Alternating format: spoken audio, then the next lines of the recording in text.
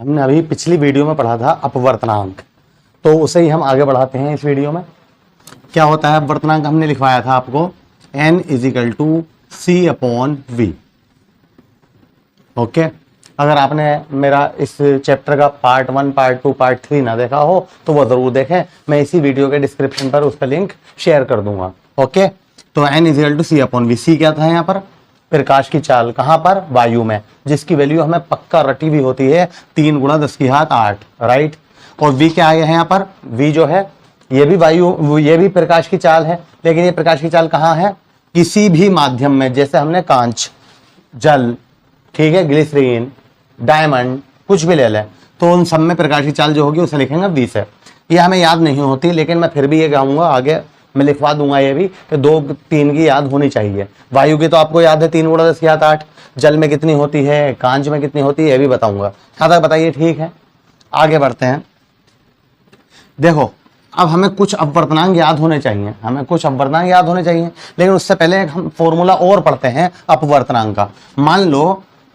मान लो ये कौन सा माध्यम है हमारा? माध्यम 1, ठीक है। और ये माध्यम कौन सा हो गया? ये माध्यम 2।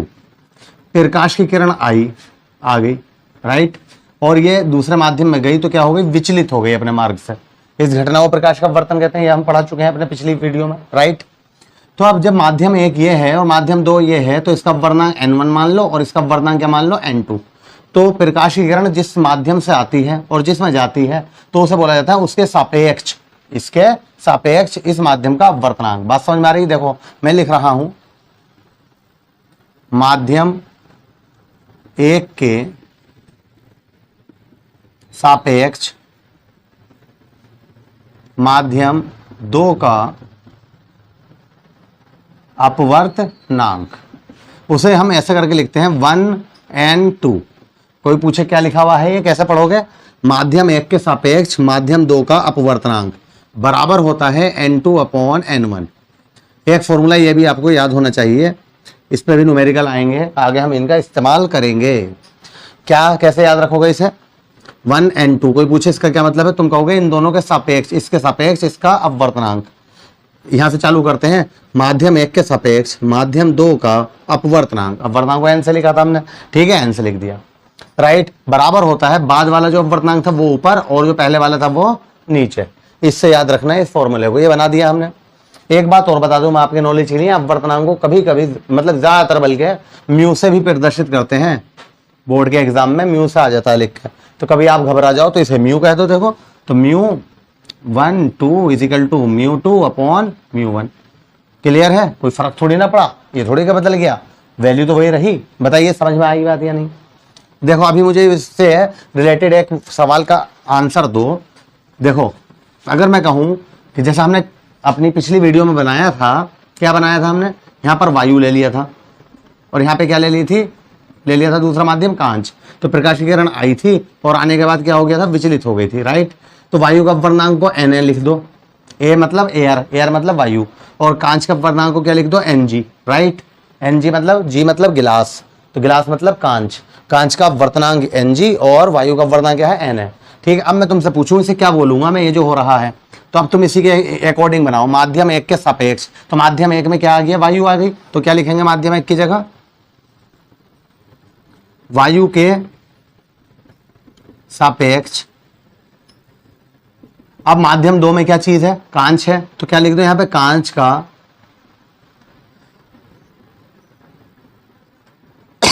अपवर्तनांक। बताओ क्या आगा इसके अकॉर्डिंग? तो देखो यहाँ 1 था, तो यहाँ पे 1 की जगह क्या है? वायु है, तो यहाँ पे हम क्या ले लेंगे? A n, और यहाँ 2 की जगह पे क्या ले लेंगे? कांच, गिलास। Ang बराबर क्या हो जाएगा? Ng/Na। ये आपसे आना चाहिए बनाना। ऐसा कभी भी न्यूमेरिकल दे देता है एक आध नंबर में, ठीक है, कि भाई इसका अपवर्तनांक इतना है, दूसरा माध्यम का इतना है, तो इसके सापेक्ष इसका अपवर्तनांक बताओ, तो आपको ऐसा करके निकाल लेना है। कभी कभी वो घुमा के दे देता है क्वेश्चन। कैसे? अभी पहले तो एक बात ये बताओ, ये बात समझ में आ गई आपके? तो ये भी फॉर्मूला याद होना चाहिए आपको। ये हमने अपनी पिछली वीडियो में लिखवा ही दिया था आपको, है ना, अपवर्तनांक क्या है ये भी, और इसी से हमने ये फॉर्मूला बनाया है। मेन फॉर्मूला यही है, लेकिन आता नहीं है इस पर, इससे रिलेटेड आते हैं क्वेश्चन। यहाँ जैसे हमने वायु लिया है, कांच ले लिया, अब मान लो मैं जल ले लूँ और ये कांच ले लूँ, तो नोट कर लीजिए उसी के नीचे जो आपने कल यहां तक उतारा था इस वीडियो में, पिछली वीडियो में, उसी के नीचे ऐसा करके डालिए। ये डायग्राम भी बनाइए।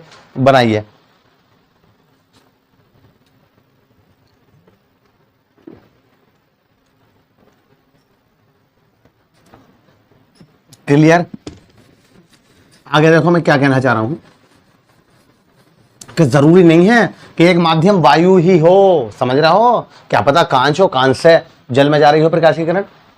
बहुत बार होता है ऐसा। एक्वेरियम सुना होगा तुमने, देखा भी होगा, जिसके अंदर मछली रहती हैं, घरों में पाल लेते हैं लोग मछलियों को, तो एक्वेरियम ही तो होता है वो। तो उसके अंदर मछली तैरती रहती हैं, तो वो क्या होता है चारों तरफ कांच। तो कांच से कहाँ जा रही है प्रकाश की किरण? अंदर क्या भरा होता है? जल। ऐसा भी तो हो सकता है। तो देखो लो मैं ये बना रहा हूं, सॉरी,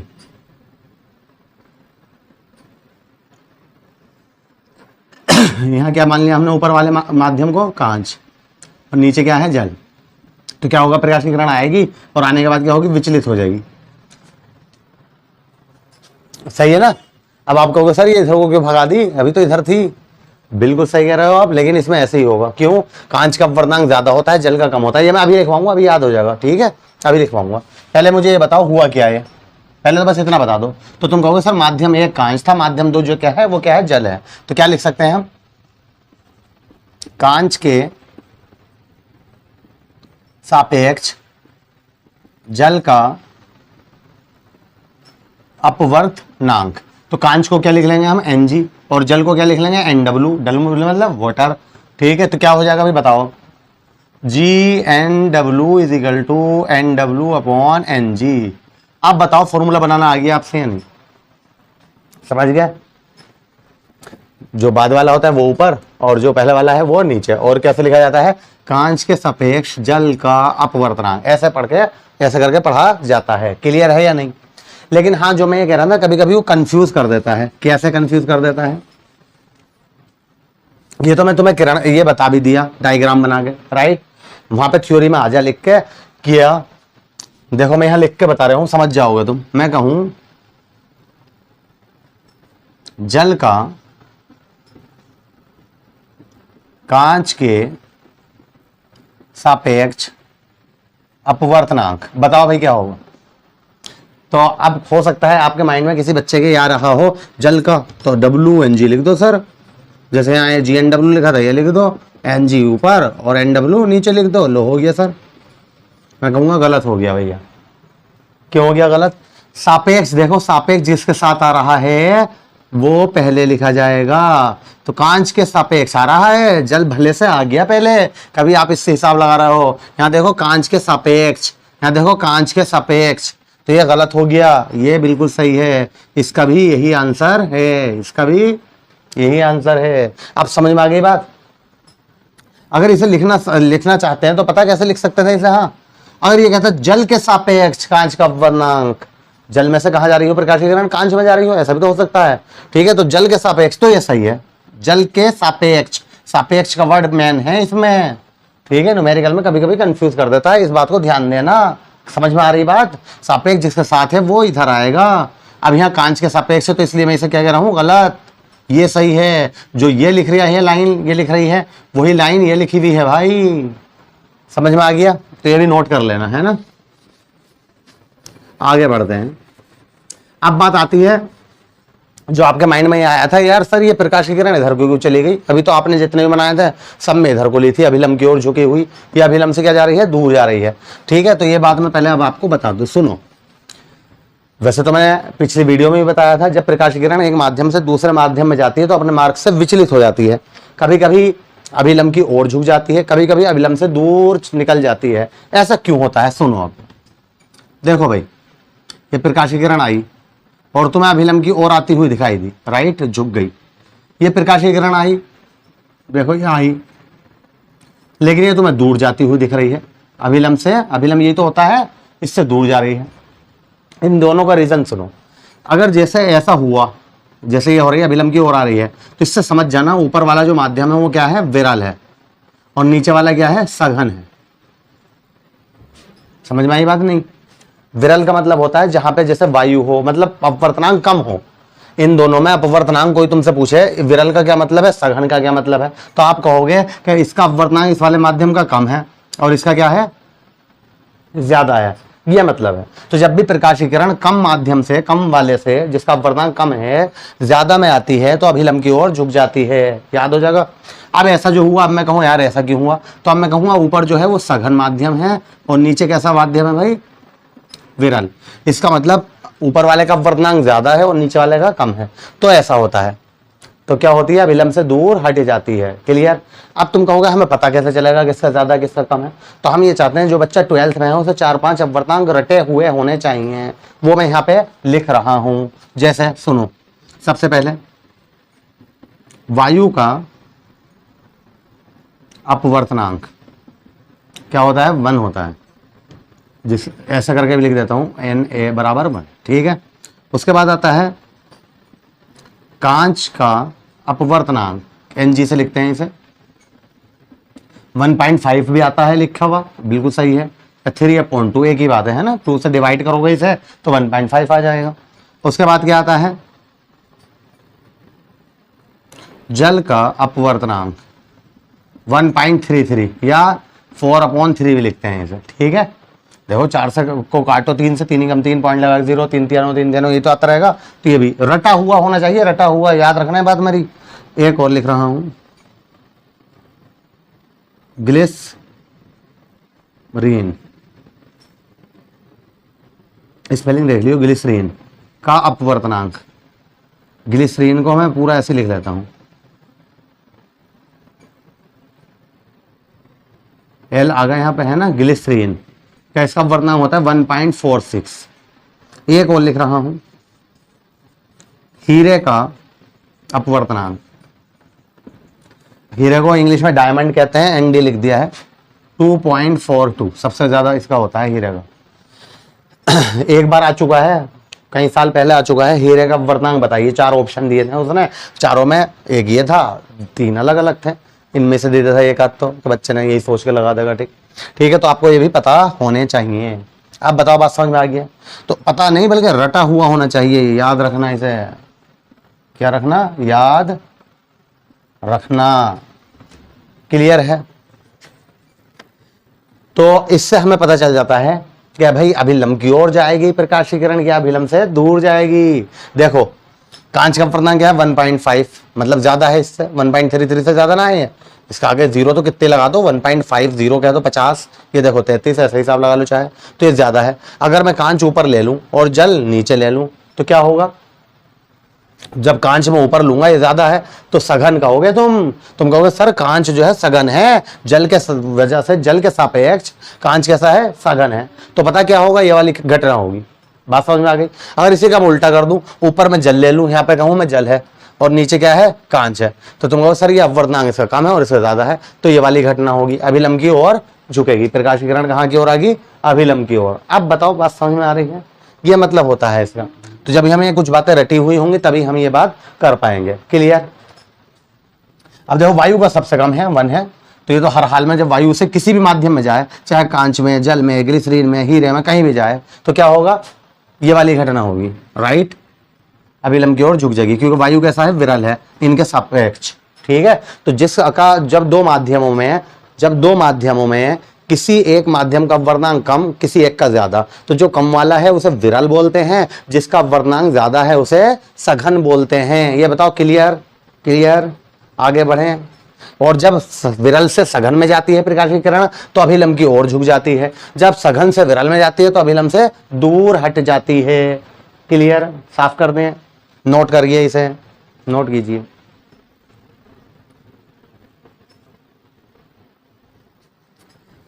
दूसरी बात, मैं ये चाहता हूं जब आप 12th के पेपर देने जाएं तो आपको ना इनके प्रकाश की चाल भी पता हो। क्या मतलब, आप कहोगे हमें तो पता 3 गुणा 10 की घात 8, लेकिन ये कहाँ की पता आपको, निर्वात या वायु की पता है कि प्रकाश जो हमारे पास आ रहा है सूरज से, ठीक है, उसकी स्पीड कितनी होती है, 3 गुणा 10 की घात 8 मीटर प्रति सेकंड। लेकिन जल में और कांच में भी पता हो। मैं ये चाहता हूं यार ये भी याद रख लो। देखो कैसे, क्या आपको क्या क्या पता है, प्रकाश की वायु अथवा निर्वात में चाल कितनी पता आपको? 3 गुणा 10 की घात 8 मीटर प्रति सेकंड। ये तो हर किसी को रटा हुआ होगा, लेकिन इसके बाद आज 2 बातें और याद रख लो। प्रकाश की वायु की जगह क्या करने जा रहा हूं मैं? कांच में चाल। प्रकाश की कांच में चाल, बस ये मत लिखना अथवा अथवा, है ना। तो कितनी आती है? 2 गुणा 10 की घात 8 मीटर प्रति सेकंड। एक आपको ये पता हो, प्रकाश की जल में चाल 2.25 गुणा 10 की घात 8। ये भी रटा हुआ हो तो बहुत ही अच्छी बात है।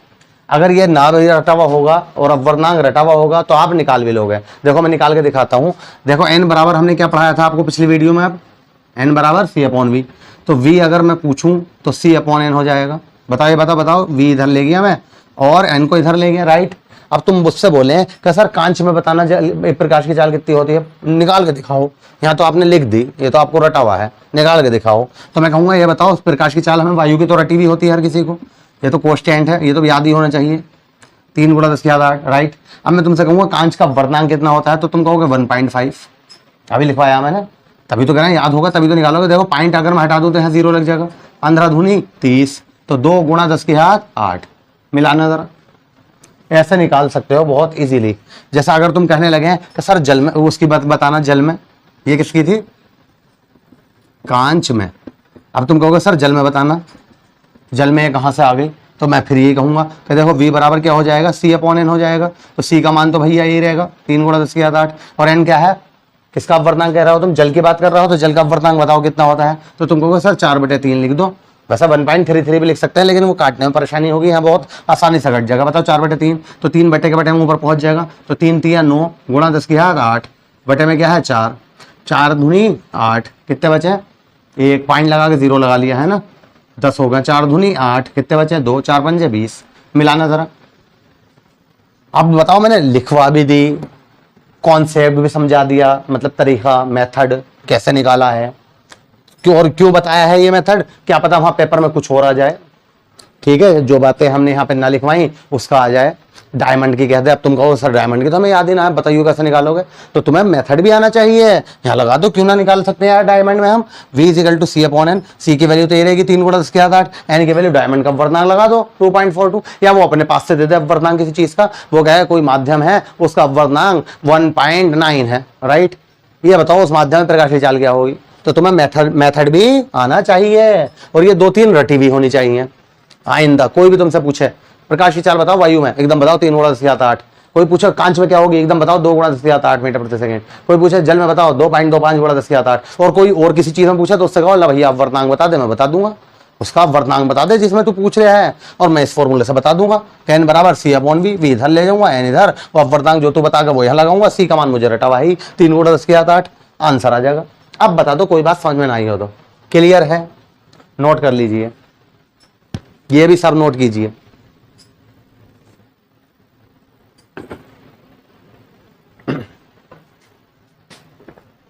Very good. नेक्स्ट टॉपिक देखेंगे अब हम, बहुत ही इंपॉर्टेंट टॉपिक है हमारा, इसी से रिलेटेड है, अपवर्तन से। क्या है? पूर्ण आंतरिक परावर्तन। पूर्ण आंतरिक परावर्तन, और इसी में आता है क्रांतिक कोण। पूर्ण आंतरिक परावर्तन को इंग्लिश में कहते हैं टोटल इंटरनल रिफ्लेक्शन। इसे शॉर्ट में TIR भी बोलते हैं, TIR। कोई तुमसे पूछे TIR क्या होता है, एकदम बता दो, टोटल इंटरनल रिफ्लेक्शन। क्या है ये अभी समझाऊंगा, बिल्कुल याद हो जाएगा, बेफिक्र रहिए। और क्रांतिक कोण को इंग्लिश में कहते हैं क्रिटिकल एंगल। क्रिटिकल एंगल ये क्या चीज है अभी बताऊंगा, बिल्कुल सब रट जाएगा, बेफिक्र हो, बहुत ही आसानी से समझाऊंगा, यहीं पे याद होगा। सुनो, अब सुनो, ध्यान से समझना। अब इसके लिए मैं यहाँ पे चार लाइन, मतलब 4 ग्राफ बनाऊंगा, तभी समझ में आएगा, बहुत बढ़िया करके देखते रहना। ये ले लिया हमने, राइट। 1 2 3 और दिस 4 4। बताओ 4 ले ली, ठीक है। और ये वाला जो माध्यम है ऊपर वाला, उसे मैं सघन मान रहा हूं। क्या मान्य हूं? सघन। और नीचे वाले माध्यम को पूरे को क्या मान्य हूं मैं? विरल। तो ये आपको पता ही है, जब प्रकाश की किरण सघन से विरल में जाएगी तो अभिलंब से दूर हटेगी, दूर भागेगी, राइट। अब एक बात बताओ मुझे, ध्यान से सुनना। अब ये प्रकाश की किरण डाली मैंने, कहां से डाली हूं? सघन से। कहां जा रही? विरल में। तो क्या होगा? तुम कहोगे सर अभिलंब से दूर हट जाएगी, हट गई। क्लियर? यहाँ पे जो कोण बनता है उसे क्या कहते हैं? आपतन कोण आई। और यहाँ जो कोण बनता है इसे क्या बोलते हैं? अपवर्तन कोण आर। सही है। अब मैं तुमसे कहूं यार जरूरी ऐसा करके डालूं मैं? ये तो हम 0 से लेकर 90 तक किसी भी एंगल पे डाल सकते हैं आपतन कोण, आपतन किरण, आपतित किरण। आपतित किरण जो है कैसे डाल सकते हैं? 0 से लेकर 90 डिग्री के बीच। आ रही बात समझ में? तो मैं बोला यार मैं तो इससे आई को ना और छोटा करना चाह रहा हूं, मैं तो यहां से डालूंगा ऐसा। समझ रहा हो? तो तुम कहोगे सर और विचलित हो जाएगी। देखो आई को मैंने छोटा कर दिया, तो तुम कहोगे सर और ऐसे निकल जाएगी। क्या तक बताओ? तो अपवर्तन कोण क्या हो गया? उतना ही बड़ा हो गया। जितना तुम इसे छोटा करते रहोगे ये बड़ा होता रहेगा। ये बताओ ये बात समझ में आई या नहीं आई? अब मैं तुमसे बोला यार मैं तो एक काम करना चाहता हूं, मैं तो और ऐसा करके डालूंगा इसे,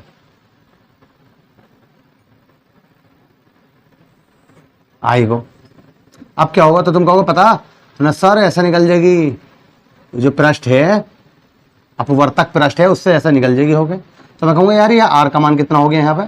तो तुम कहोगे तो 90 डिग्री हो गया सर। 90 ना हो गया? बता, बात समझ में आ रही है? सही है। तो यही बनेगा हमारा क्रांतिक कोण, जिस पर, ठीक है, ये कौन सा कोण होता है? आपतन, ठीक है। सघन माध्यम से विरल माध्यम की ओर जाने पर जब आपतन कोण का मान, मतलब अपवर्तन कोण का मान 90 डिग्री हो जाता है तो उस आपतन कोण को क्रांतिक कोण कहते हैं। इसे सी से प्रदर्शित करते हैं। उस टाइम ये आई पता क्या कहलाएगा? सी कहलाएगा। क्या कहलाएगा? सी। किसकी परिभाषा दे दी हमने अभी में? न समझ में आई बात? देखो मैं अभी यहां लिख रहा हूं, अभी यहां भी पहुंचेंगे हम चौथे पे। अभी रुको, सब्र करो। जैसे ही मैं चौथे पे पहुंचूंगा तो समझ लो इसकी परिभाषा आ जाएगी निकल के। पूर्ण आंतरिक परिवर्तन। ध्यान से सुनो मैं क्या कह रहा हूं। क्या कहा मैंने अभी? जब प्रकाश की किरण सघन माध्यम से विरल में जाती है तो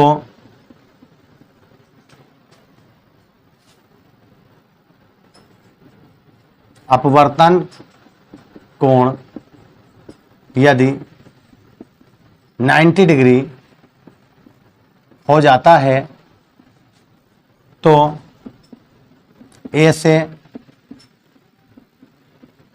आपतन कोण को, आपतन कोण क्या होता है? आई, है ना? आई को क्रांतिक कोण कहते हैं। इसे सी से प्रदर्शित करते हैं। अब बता दो परिभाषा समझ में आई है ना? परिभाषा कैसे भी लिख देना, जरूर ना जैसे मैंने लिखी ऐसे रटो। आप ये कह देना वह आपतन कोण जिस पर अपवर्तन कोण 90 डिग्री हो जाता है क्रांतिक कोण कहलाता है। इसे सी से प्रदर्शित करते हैं, ठीक है। अगर ये ज्यादा बड़ी लग रही हो तो एक लाइन में क्या परिभाषा दोगे? वह आपतन कोण जिस पर क्रांतिक कोण का मान 90 डिग्री हो जाता है क्या कहलाता है? क्रांतिक कोण कहलाता है। अपवर्तन कोण का मान कितना हो जाना चाहिए? 90। अब एक बात और सुनो अभी एक मिनट। इसके लिए जो फॉर्मूला आता है ये बताओ। प्रकाशीकरण सघन से विरल में तो गई थी, है ना? यदि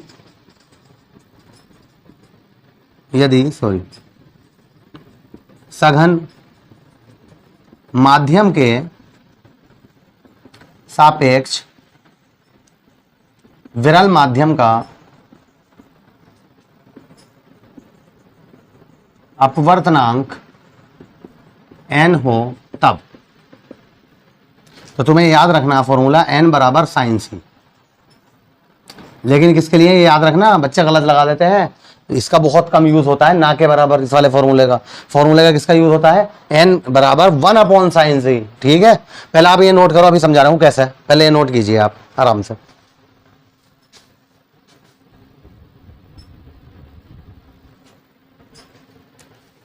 कर लिया, साफ कर दें इसे। मैं ऊपर का साफ, है तो आपने सभी नोट कर लिया, डायग्राम भी बना लेना, इसी में बनाऊंगा मैं अभी, है ना चौथा। तो पहले ये बात समझ लो, क्या रहेगी हमारा, पूर्ण आंतरिक परावर्तन, उसकी परिभाषा लिखेंगे। मेरी बात सुनो, अब मैं क्या कहना चाह रहा हूं। जैसा अगर तुमने ये याद रखा n बराबर sin c, तो ये याद रखना तुम क्या कह रहे हो, क्या कह रहे हो तुम, सघन माध्यम के सापेक्ष, तो बिल्कुल सही है। लेकिन अगर हम विरल माध्यम के सापेक्ष कहें, यदि विरल माध्यम के सापेक्ष सघन माध्यम का अपवर्तनांक n हो, तब तो तुम्हें याद ये वाला रखना है, n बराबर 1/sin c, याद ये वाला ज्यादा रखना है। ठीक है, 90% यही पूछा जाता है। लेकिन ये भी याद रखना भाई, अगर उल्टा कर दे तो तुम्हें पता ही है कि उल्टा कर देते हैं। अभी मैंने क्या बताया था आपको, अगर विरल का सापेक्ष कहते विरल के सापेक्ष, तो वो ऊपर वो नीचे, ऐसा ना बता रहे थे हम। सघन के सापेक्ष कहते सापेक्ष जिसके साथ भी है वो ऊपर वो नीचे, तो एक दूसरे का उल्टा होता है। ठीक है, तो वही तो हमने यहाँ पे कर दिया। तो n बराबर क्या कर दिया, 1/sin c कर दिया। c क्या है यहाँ पर, क्रांतिक कोण है, n क्या है, वर्तनांक। इनमें रिलेशन पूछ लेता है एक नंबर में कि क्रांतिक कोण तथा वर्तनांक में संबंध बताइए। अगर ऐसे पूछे तो आप ये लिख के आना, राइट। अगर स्पेशल दे दे तो सघन माध्यम का सापेक्ष विरल माध्यम का वर्तनांक n है, तो क्रांतिक कोण और वर्तनांक में क्या संबंध है, तो ये बिल्कुल सही है। अगर कुछ ना कहे सापेक्ष वापेक्ष, वैसे ही पूछे कि वर्तनांक और क्रांतिक कोण में क्या संबंध है, तो ये लिख के आना है आपको, n = 1/sin c। न्यूमेरिकल भी आ जाते हैं इस पे।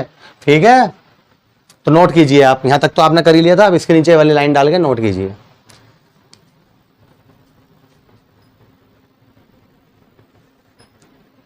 हाँ, तो क्या पढ़ लिया आपने अभी तक, क्रांतिक कोण। क्या पढ़ा क्रांतिक कोण में, जैसे जैसे हम ये कोण बढ़ाते चले गए, ठीक है, तो ये अभिलंब की ओर, अभिलंब से दूर हटती चली गई।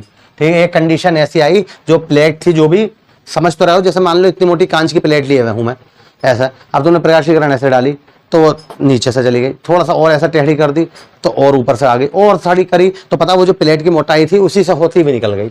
यही तो हुआ यहाँ पर। ठीक है, तो उसी को पकड़ लिया हमने कि जिस आपतन कोण जिससे तुम डाल रहे हो प्रकाशीकरण, ऐसे टॉर्च है कोई, लेजर लाइट ना होती, लेजर जो बच्चों पे होती है, रेड कलर ग्रीन ऐसे करके दूर से डालते हैं रेड कलर की। ठीक है, वो डालने थे तुम, तो जिस आपतन कोण पर तुम डाल रहे थे, जिसकी वजह से वो कैसे निकल गई, उसी पृष्ठ से होके निकल गई, उसे क्या बोलते हैं हम, क्रांतिक कोण कहेंगे। अब आई नहीं कहेंगे, क्या कहेंगे, क्रांतिक कोण। बताओ क्लियर है यहाँ तक।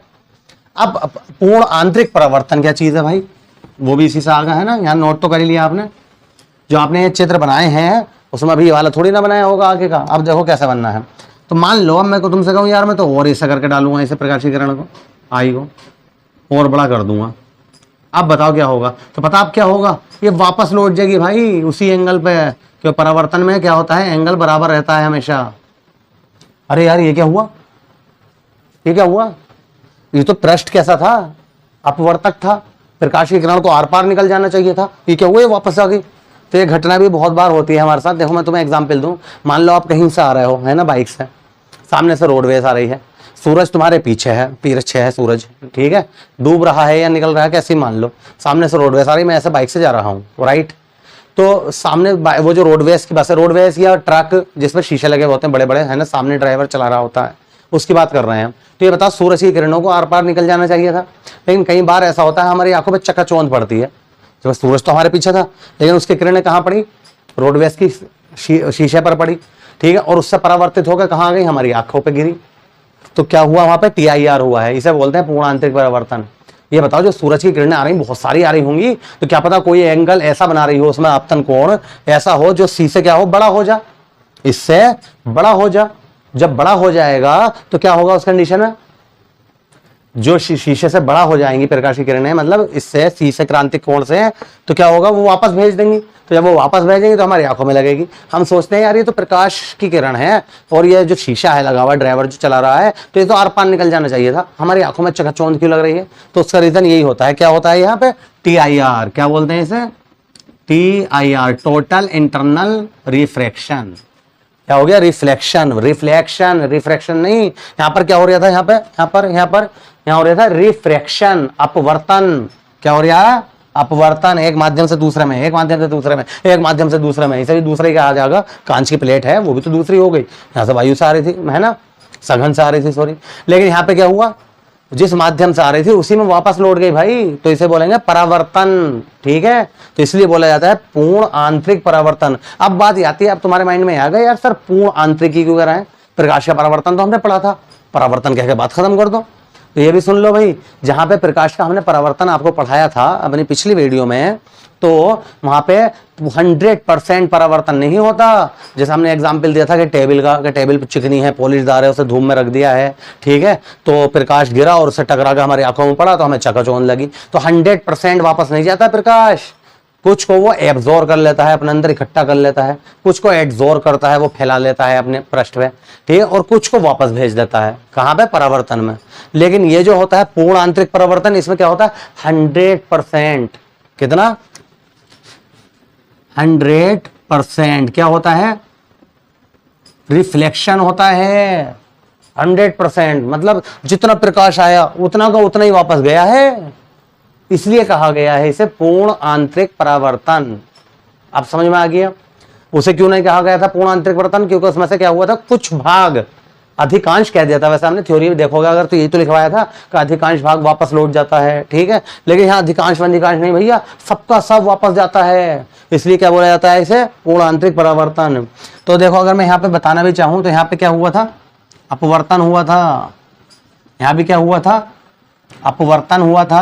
यहां पर भी क्या हुआ था? लेकिन यहां पे क्या हो गया? परावर्तन हो गया। क्या हो गया यहां पे? परावर्तन हो गया भाई। आप बताओ, बात समझ में आ गई? जबकि पृष्ठ एक ही था। लेकिन परावर्तन, पूर्ण आंतरिक परावर्तन होने के लिए, TIR होने के लिए क्या जरूरी है? सघन माध्यम से प्रकाशीय किरण को विरल में जाना। ये भी याद रखना, घुमा फिरा के कैसे भी क्वेश्चन आ जाते हैं। क्या कहेगा? सघन से विरल में जाएगी तभी होगा पूर्ण आंतरिक परावर्तन। अगर तुम विरल से सघन में भेज दोगे फिर तो वो अभिलंब की ओर झुकता जाएगा, वो दूर क्यों हटेगा भाई, क्यों वापस जाएगा? समझ तो रहे हो क्या करा था हमने?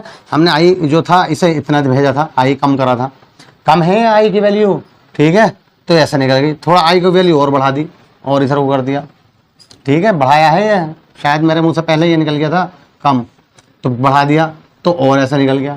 आई की वैल्यू और बड़ी कर दी, थोड़ी सी और बड़ी कर दी, ठीक है, तो ऐसा निकल गया। तो जैसी आई की वैल्यू इतनी बड़ी करी कि ऐसा निकल जाए, उसी आई को क्या कहते हैं? क्रांतिक कोण कहते हैं। आई की वैल्यू और बढ़ा दी अगर,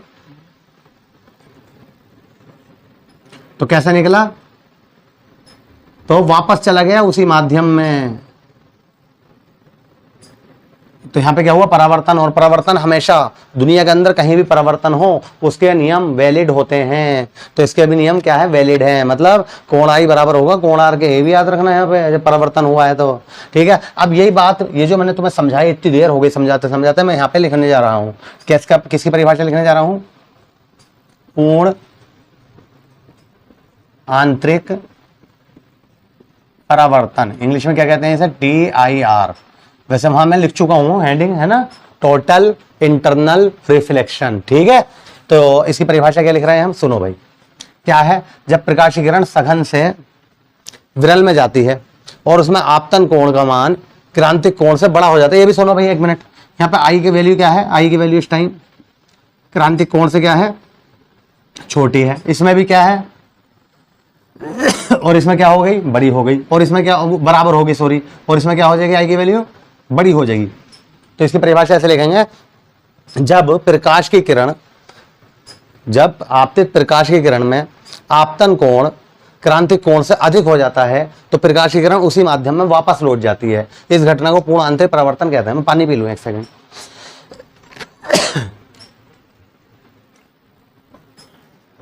समझ रहे हो? लिख रहा हूं मैं। जब आपतन कोण का मान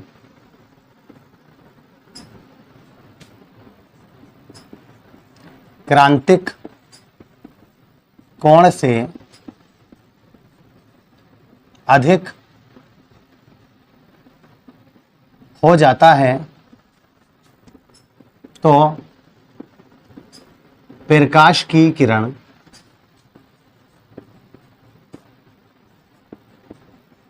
उसी माध्यम में वापस लौट जाती है। इस घटना को पूर्ण आंतरिक परावर्तन कहते हैं। अब बता दो बात समझ में आई या नहीं आई। ठीक है, यहां पे आई की वैल्यू क्या थी, छोटी थी सी से, यहां पे भी छोटी थी, यहां पे बराबर हो गई, यहां पर बड़ी हो गई, तो वहीं पे हुआ पूर्ण आंतरिक परावर्तन। ठीक है, बड़ी होते ही ये वैल्यू हमने यहाँ पे थ्योरी बना दी। ये तो आपने डायग्राम बनाई दिए थे, ये वाला भी काम कर लो उसमें, है ना, जो डायग्राम बनाया आपने। ठीक है, और ये थ्योरी उतार लो यहां तक उसी के नीचे।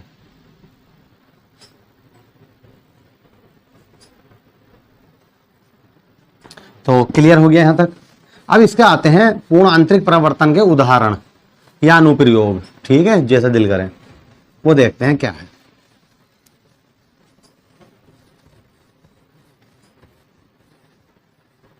बहुत अच्छे उदाहरण हैं इसके, जो आपको वैसे भी नॉलेज होनी चाहिए, बल्कि यानी कि किताब की वजह से ही होनी चाहिए कि हम 12th में हैं, हमें ये नॉलेज है, लेकिन वैसे भी होनी चाहिए नॉर्मली अपनी लाइफ में भी। ठीक है, तो वो क्या है, सुनो भाई। पूर्ण आंतरिक परावर्तन, इसी को लिख रहा हूं मैं, के उदाहरण। इसके 2-3 उदाहरण समझाने जा रहा हूं मैं आज। सबसे पहला है रेगिस्तान में मरीचिका, इसे इंग्लिश में मिराज बोलते हैं। MI है शायद, मिराज। मिराज का मतलब होता है धोखा, साफ बात यह है। मिराज का क्या मतलब होता है, धोखा। रेगिस्तान में मरीचिका मतलब धोखा, धोखा जो लगता है हमें, इल्यूजन, इंग्लिश में कहते हैं इसे इल्यूजन। ठीक है, तो धोखा कैसे लगता है, देखो सुनो। मैं यहाँ पे बताऊंगा पहले। ऐसा होता है, रेता, रेगिस्तान में क्या चीज है, रहता ही रहता है ना। तो वहां पे कोई पेड़ है, जैसे मान लो ये पेड़ खड़ा है। तो जब रात होती है तो जो उसके नीचे की परतें हैं, लेयर होती हैं बहुत सारी रेते की, तो ये गर्म होती है, और ऊपर की क्या होती है, ठंडी हो जाती है। जैसे ही रात हुई, सूरज खत्म हुआ, तो लेकिन अंदर वाला जो ये मतलब वो यहाँ से लेकर, समझ तो रहे हो, यहाँ से लेकर यहाँ तक ये सब क्या है, रेते का ढेर लगा पड़ा है। लेकिन नीचे का क्या हो जाता है, रेता गर्म हो जाता है रात होने के बाद। क्यों, जैसे सूरज खत्म होने लगता है, मतलब सॉरी डूबने लगता है, तो ऊपर की जो प्रेत होती है वो ठंडी होती चली जाती है। लेकिन नीचे वाली जो थी, इसने क्या कर रखा था, ऊष्मा को, हीट को एब्जॉर्ब कर रखा था अपने अंदर। ठीक है, तो ये एकदम से निकाल नहीं पाता, इसके ऊपर तक रेत है, तो इसलिए नीचे की गर्म और ऊपर की क्या हो जाती है, ठंडी। तो जब जो चीज गर्म होती है, याद रखना, उसे विरल होती है ठंडे के सापेक्ष। तो इसका मतलब नीचे विरल माध्यम हो गया, नीचे क्या हो गया हमारा, विरल, और ऊपर क्या हो गया, सघन। तो अब बताओ, यहां तक बात समझ में आ गई। याद रखना, फिर गर्म चीज क्या होती है, विरल, और ठंडी चीज क्या होती है, सघन। विरल माध्यम, सघन माध्यम। अब जब प्रकाश की किरण सघन से विरल में जाएगी, मतलब इससे टकरा के इसकी परछाई जो होगी, जब सूरज मतलब चांद वगैरह निकला, ठीक है, तो ये कहां जा रही है, कहां गई है, सघन से विरल में। तो क्या होगा, अभिलंब से दूर हट जाएगी। अगर मैं ऐसा करके अभिलंब डाल दूं तो क्या होगा, दूर हट गई, ऐसा निकल जाएगी। और बड़ा कर दो, बताओ सही है, समझ में आ रही बात। फिर यहां से इधर से जाएगी तो नीचे फिर और विरल है, ऊपर वाला सघन है उसके सापेक्ष, तो फिर दूर हट जाएगी ऐसे। फिर लास्ट में आके ये कैसे निकल जाएगी, ऐसे। अगर कोई आदमी यहां से देख रहा है तो इसकी परछाई उसे कहां दिखाई देगी, यहां पर ऐसे दिखाई देगा। कोई आदमी अगर देख रहा है, ये मैंने आंख बना दी, कोई आदमी था वो ऊँट पे जा रहा था, वो इसे देख रहा था,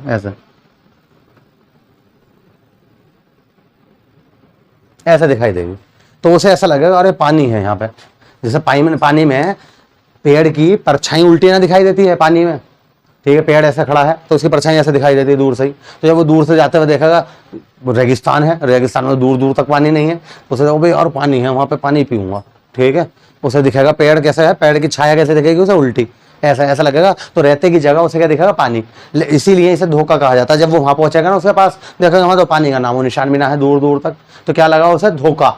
मिराज। ठीक है, बात समझ में आ गई अब। तो यही है, इसे ही बोलते हैं TIR। पूरा का पूरा जो अभी TIR का मतलब क्या है, टोटल इंटरनल रिफ्लेक्शन, पूरा का पूरा प्रतिबिंब। पेड़ का कहाँ बन गया, यहाँ पे नीचे। किसकी वजह से बना, सघन से विरल में जाने की वजह से। प्रकाश की किरण कैसे जा रही थी, सघन से विरल में, सघन से विरल में। ठीक है, तो जिसकी वजह से क्या हो गया, उसका पूरा का पूरा प्रतिबिंब यहाँ बन गया, इसे ही बोलते हैं TIR। और यही बात हम यहाँ पे लिख देते हैं, रेगिस्तान में, ठीक है, रात्रि होने पर रेत की नीचे की परत गर्म और ऊपर की क्या, ठंडी हो जाती है, जिस कारण उस पर खड़े पेड़ की पूरी इमेज सामने बन जाती है और दूर से देखने पर पानी होने का, पानी या जल कहते हैं ना, जल होने का आभास होता है। बताओ सही है। इस घटना को मरीचिका कहते हैं। ये क्या कह सकते हो, रेगिस्तान में मरीचिका कहते हैं।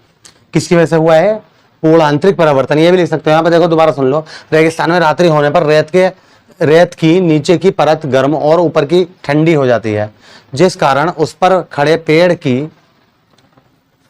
पूर्ण, ऐसा करके लिख सकते हो, आंतरिक परावर्तन के कारण। सही है, पूरी इमेज, इमेज की जगह प्रतिबिंब कह दो चाहे, अगर हिंदी में लिखना चाह रहे हो, सामने बन जाती है और दूर से देखने पर पानी होने का, जल होने का आभास होता है। इस घटना को क्या कहते हैं, मरीचिका कहते हैं। नोट कीजिए आप इसे। दूसरा उदाहरण भी है तुम्हारे सिलेबस में, ठीक है, जो तुम्हारे सिलेबस में है। अब एनसीईआरटी का वही करा रहा हूं मैं सब कुछ, ठीक है। एनसीईआरटी ने अपना सिलेबस कुछ कम कर दिया है, जो हटा दिया है उसे नहीं करा रहे हैं हम। ये सब चीजें हैं जो मैं करा रहा हूं, ठीक है।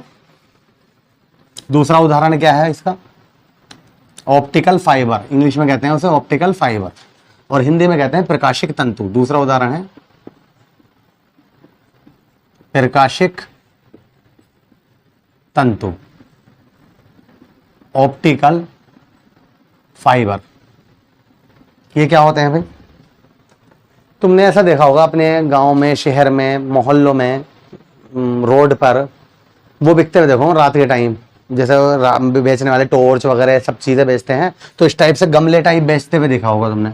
इस टाइप से गमला है, फ्लावर पॉट, समझ रहे हो, और उसमें ऐसे बारीक सी झाड़ू की तरह सीखें निकल रही होती हैं ऐसे ऐसे, और वो जल रही होती है, उसमें सेल लगा दिया जाता है ना, वो जल रही हो, तो रात में अच्छा लगता है वो ना, यार कितना का है, अच्छा लगे रात में आऊँ ऐसी चीज़ें बेचने जान के, ठीक है। ये सब क्या हो रही है, जल रही हो, लाल पीली हरी गुलाबी ऐसा, और कैसी होती है, वो सीके की तरह है ना, बारी बारी झाड़ू। तो वो जो हम झाड़ू कह रहे हैं, झाड़ू की सीके कह रहे हैं, वो रियल में पता क्या होता है, ऑप्टिकल फाइबर होता है। फाइबर मतलब धागे की तरह, फाइबर धागे को कहते हैं, ठीक है। ऑप्टिकल मतलब प्रकाशिक, उसमें प्रकाश होता है, ठीक है, ये मतलब है इसका। अब ये काम कैसे करता है, ये TIR पे काम करता है। ये इसका डिजाइन जो होता है इस टाइप से होता है, मैं आपको बता दूं। इसमें जान के इसे ऐसा सेट किया जाता है, इसमें जो प्रकाश भेजा जाता है वो ऐसे जाता है, प्रकाश भेजा तो पता है वहीं से वहीं क्या होता रहता है, TIR मतलब टोटल इंटरनल रिफ्लेक्शन। टकराया वापस गया, जबकि वो कांच की बनी हुई होती है, प्लास्टिक की होती है बारीक बारीक, ठीक है, फिर वापस गया, फिर वापस ऐसे टकराता रहता है। तो इससे इसकी वजह से वो क्या होता है, बाहर नहीं निकल पाता पूरा, वहीं से वहीं परावर्तन हो रहा है, परावर्तन परावर्तन, टकराया वापस ऐसा। तो इसलिए वो लगातार हमें क्या होती है, पूरी की पूरी सीके, ठीक है, जलती हुई दिखाई देती हैं। किस पे काम करता है? पूर्ण आंतरिक परावर्तन पर, ठीक है। और इसका यूज बहुत ज्यादा इस्तेमाल जो है, ये भी सुन लो भाई, कभी तुम सोचो बस यही इस्तेमाल है इनका। हमारा जो इंटरनेट चलता है पूरी दुनिया के अंदर, तो 70 से 80% जो इंटरनेट चलता है वो समुद्र के नीचे जो लाइनें बिछी हुई हैं उससे चलता है। जब हम एक देश से दूसरे देश में बात करते हैं ना अपने मोबाइल से, या इंटरनेट चलाते हैं, ठीक है, फेसबुक वगैरह कुछ भी चला रहे हैं, तो पता है वो किससे चल रहा है? समुद्र जो है, समुद्र, ठीक है, उसके नीचे वो बिछा दी गई हैं बहुत लाइनें। तो यह होते हैं बारीक बारीक ये तार होते हैं, इन्हें बिछा दिया जाता है समुद्र के नीचे। अब सोच लो, एक कंट्री से दूसरी कंट्री को जोड़ने के लिए। तो पहले ये कमी आने लगी थी, जो शार्क मतलब बड़ी मछली होती है वो उन्हें खाने लगी थी इन्हें।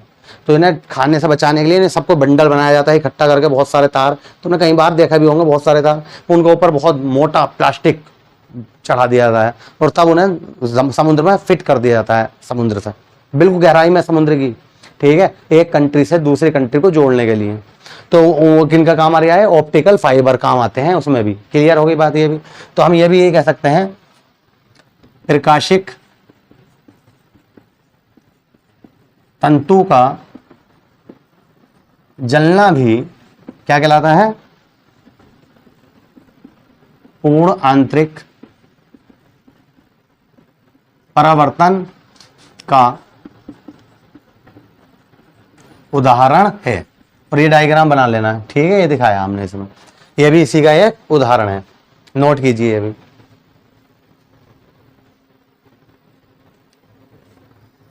तीसरा पॉइंट आता है इसमें, डायमंड का चमकना। डायमंड मतलब हीरा, हीरे का चमकना। तीसरा, ये भी समझ लो भाई, बहुत अच्छा पॉइंट है, हीरे का चमकना। हीरा चमकता कैसा है? तो वैसे तो देखा ही होगा, चाहे आपने फिल्मों में देखा, वैसे रियल में भी देख लिया होगा, हीरे की अंगूठियां आ रही हैं, वो इतनी बड़ी बात ना है। तो वो भी TIR पे काम करता है भाई हीरा। देखो मैं यहाँ बता दूं, ये हमने हीरा बना रहे हैं भाई, बन गया, राइट। मान लो जब हम इसे ऐसा करके देखते हैं ना, लाइट में, बल्ब में, किसी भी रोशनी में सूरज की, तो हमें चमकता हुआ दिखाई देता हर तरह से। तो उसका रीजन क्या होता है? देखो सुनो, मान लो यहां से प्रकाश किरण आई, ऐसे ऐसा है, राइट। वैसे तो कैसे भी आ सकती है, मैं अभी बताऊंगा, ये वाली बात भी आई तो क्या होगा, एक माध्यम से दूसरे में जाएगी, विचलित हो जाएगी। और ये क्या है? इसका मतलब ऊपर यहाँ पे वायु है, विरल है, और हीरा क्या है? सघन है, वो भी बहुत जबरदस्त सघन है। याद है इसका अपवर्तनांक सबसे ज्यादा होता है 2.42, अभी बताया था मैंने। तो अगर मैं इसमें अभिलंब ऐसा करके डाल दूं तो क्या होगा? अभिलंब की ओर झुक जाएगी, ऐसे झुक गई, तो पता है वापस निकल नहीं पाती, बाहर नहीं निकल पाती, ठीक है। तो यहीं से यहीं क्या हो गया इसका? यहीं से यहीं परावर्तित हो गई। कैसे हो गई है? ऐसे। फिर क्या होगा? फिर यहां से यहां तक परिवर्तित होगी, हो सकता है यहां से कहीं निकल जाए। तो इसलिए हमें हीरा जब हम ऐसा करके देखते हैं तो चमकता हुआ दिखाई देता है। तो यह भी मैंने इसलिए साफ न करा, यहां पर क्या लिख देंगे हम? हीरे का चमकना। हीरे का चमकना भी पूर्ण आंतरिक परिवर्तन का उदाहरण है। बस इतना ज्यादा इसके बारे में अभी और ज्यादा मत समझो, 12th क्लास में इतना ही बहुत है, ठीक है। ऐसे ही कुछ आएगा तो आप समझ जाओगे कि क्या हो रहा है यहाँ पे। TIR, पूर्ण आंतरिक परिवर्तन, TIR, ये याद रखो, नोट कीजिए इसे।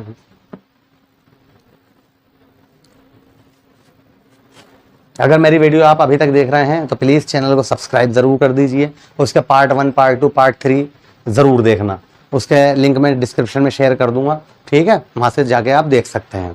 Thank you.